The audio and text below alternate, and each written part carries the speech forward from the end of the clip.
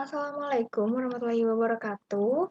Ibu-ibu semuanya, di sini saya ingin menjelaskan tentang gizi bayi dan balita sebagai penyuluhan tentang gizi bayi dan balita di Posyandu Desa Purwasekar Tajinan. Izinkan saya, Mayala Maulilanda Siagian, dan rekan kerja saya, Ratna, ingin menampilkan hasil presentasi dari penyuluhan kami. Bayi, sebutan untuk anak usia 0 sampai 1 tahun, makhluk hidup yang dilahirkan dari rahim ibu, lahir pada usia 37 hingga 42 minggu, dengan BB lahir, berat badan lahir 2.500 hingga 3.800 gram, dan PB-nya 47 hingga 54 cm.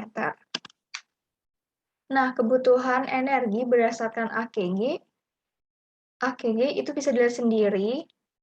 Itu total itu proteinnya, berat badannya itu ada berapa, tinggi badannya ada berapa, sama energi dan protein, lemak, karbohidrat, serat, air. Lalu ada kebutuhan protein di sini 0 sampai 6 bulan berapa, 6 sampai 12 bulan itu ada 1,2 kilogram.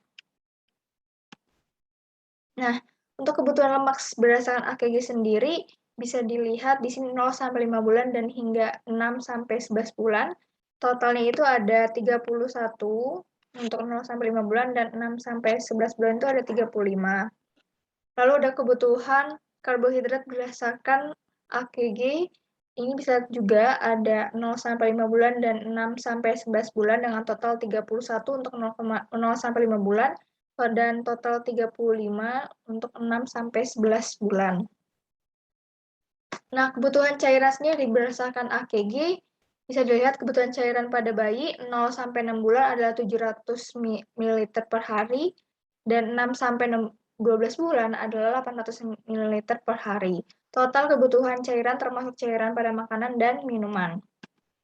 Nah, bedanya apa sih ASI sama MPASI gitu? ASI adalah sumber makanan bagi bayi yang diproduksi oleh kelenjar payudara ibu yang mengandung unsur gizi lengkap untuk memenuhi kebutuhan gizi lengkap.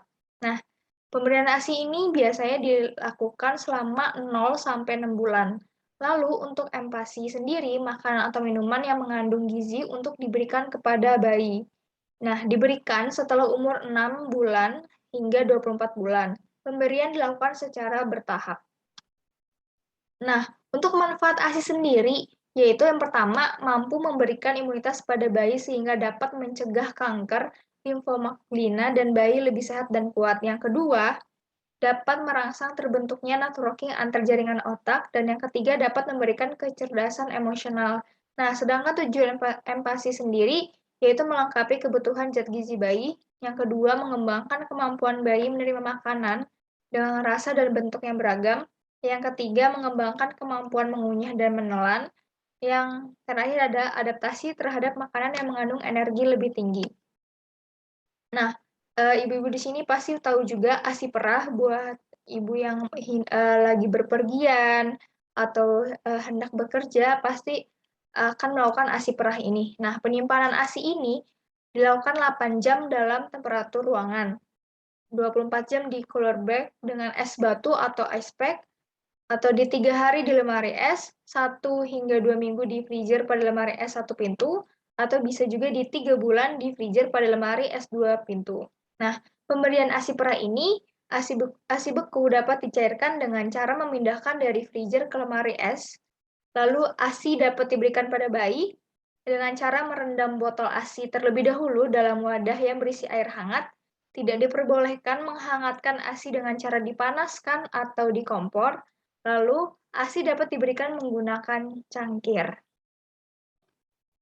Nah, jenis-jenis empasi di sini ada buah-buahan yang dihaluskan atau dalam bentuk seri buah, makanan lunak dan lembek, contohnya bubur, susu, atau nasi tim, terus dan makanan bayi yang dikemas. Bisa dilihat di sini frekuensi dan jumlah pemberian empasi. Umur 6 sampai 9 bulan, frekuensi 3 kali makanan lumat plus ASI. Jumlah setiap kali makan itu secara bertahap ditingkatkan sampai 2 atau 3 mangkuk ukuran 250 meter tiap kali makan. Lalu di umur 9 sampai 12 bulan itu 3 kali makanan lembik plus 2 kali makanan selingan plus ASI. Dengan jumlahnya itu 3/4 mangkuk ukuran 250 ml. Lalu untuk umur 12 hingga 24 bulan, frekuensinya 3 kali makanan keluarga plus 2 kali makanan selingan ditambah ASI. Dengan jumlah setiap kali makan semangkuk penuh ukuran 250 ml. Nah, bisa di sini ada untuk empasinya ini usia 0 sampai 6 bulan, usia 6 bulan, usia 6 sampai 9 bulan, dan usia 7 sampai 8 bulan. Ibu-ibu bisa membacanya nanti, bisa di-pause nanti untuk membaca apa aja sih nanti yang akan dikasih di dalam empasi tersebut di sini. Di sini juga diberikan sedikit contoh ada makanan apa aja yang bersumber protein, makanan yang seharusnya itu frekuensinya diberikan berapa kali, nanti ibu-ibu bisa di-post di sini, bisa dilihat sendiri. Lanjut, ada usia 9 sampai 12 bulan juga, ada keterangannya memberikan pendampingan ASI dalam bentuk apa, terus contohnya seperti apa, terus frekuensi pemberiannya seperti apa. Nah, ini untuk usia 12 hingga 24 bulan. Ada beberapa memulai memperkenalkan makanan yang berbentuk padat, menghindari pemberian makanan yang dapat mengganggu organ pencernaan. Terus juga ada finger snack atau makanan yang bisa dipegang seperti cookies, nugget, atau potongan sayur yang akan merangsang pertumbuhan dari gigi anak. Terus, tapi dengan pemberian ASI yang terus berlanjut dengan frekuensi pemberian 3 hingga 4 kali sehari. Nah, masalah gizi pada bayi. Yang pertama itu ada alergi. Bahan makanan yang biasa menjadi alergi itu biasanya kacang-kacangan, putih, telur, atau susu sapi. Nah, apabila ada anggota keluarga alergi, maka pemberian dapat ditunda sampai 1 tahun untuk produk susu, telur, dan ikan. Nah, kuning telur bisa dicobakan dulu kalau alergi tunda sampai 1 tahun. Namun ibu-ibu di sini bisa segera lanjut jika ada keluarga atau anak bayi balita yang merasakan alergi, bisa berkonsultasi kepada dokter atau perawat setempat, bidan setempat, atau yang menangani permasalahan gizi agar bisa diatasi lebih cepat. Nah, di sini juga ada permasalahan gerakan tutup mulut. Nah, mungkin ibu-ibu di sini ada yang sudah tahu, atau ada yang tidak tahu. Jadi, gerakan tutup mulut ini apa sih? Yaitu kesulitan makan atau menolak makan yang sering kali dialami anak pada tahun pertama. Nah, usia 6 sampai 9 bulan ini biasanya jadi masa kritis dalam memperkenalkan makanan padat secara bertahap. Nah, gimana sih caranya untuk mengatasi gerakan tutup mulut ini? Yang pertama, atur jadwal makanan utama dan makanan selingan atau snack yang teratur, yaitu 3 kali makanan utama dan 2 kali makanan kecil diantaranya. Susu dapat diberikan 2 hingga 3 kali sehari, 500 hingga 600 ml per hari. Lalu yang kedua, batasi juga waktu makan tidak boleh lebih dari 30 menit. Yang ketiga, buat lingkungan yang menyenangkan untuk makan. Biasakan makan bersama keluarga di meja makan. Jika tidak mungkin untuk makan bersama, sebaiknya tetap latih anak makan di meja makan. Nah, yang keempat, dorong anak untuk makan sendiri. Bila anak menunjukkan tanda tidak mau makan, mengatupkan mulut, memalingkan kepala, atau menangis, tawarkan kembali makanan tanpa memaksa. Bila setelah 10 hingga 15 menit anak tetap tidak mau makan, akhiri proses makan.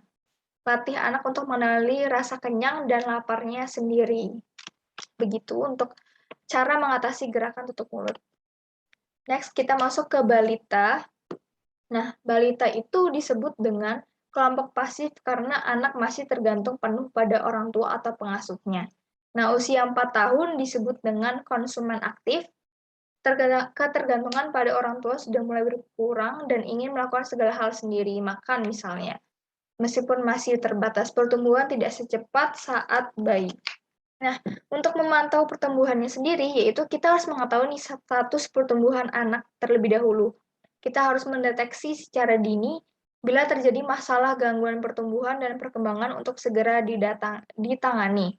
Nah, biasanya untuk kasus balita ini kita harus memperhatikan gizi seimbangnya, bagaimana dia untuk pola makannya, makannya apa aja itu harus sesuai dengan gizi seimbang.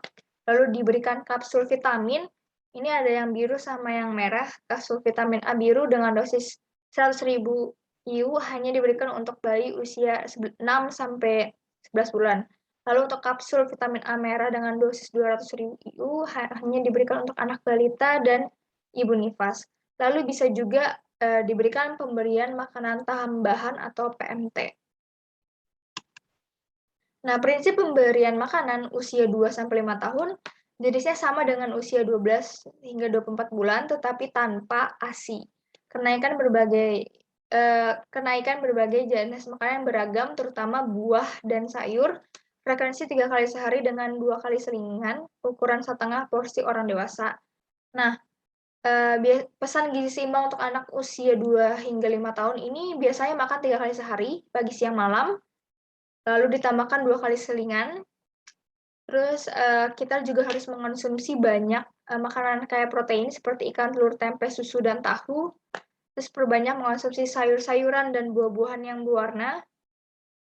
Lalu kita juga harus membatasi mengonsumsi makanan selingan yang terlalu manis, asin, dan berlemak kepada anak. Dan anak harus diberikan air putih sesuai kebutuhan 1.200 hingga 1.500 ml per hari, dan biasakan bermain bersama dan melakukan aktivitas fisik setiap hari. Nah, sebaiknya jadwal makan utama maupun snack harus diberikan secara teratur dan terencana, dan ibu juga harus memberikan lingkungan yang bersifat netral, jadi tidak ada paksaan atau hukuman pada anak. Jadi anak makan itu dengan keinginannya sendiri. Terima kasih telah mendengarkan hasil presentasi dari penyuluhan kami. Semoga apa yang telah diberikan bermanfaat kepada ibu-ibu semua untuk anak bayi dan balitanya. Terima kasih. Wassalamualaikum warahmatullahi wabarakatuh.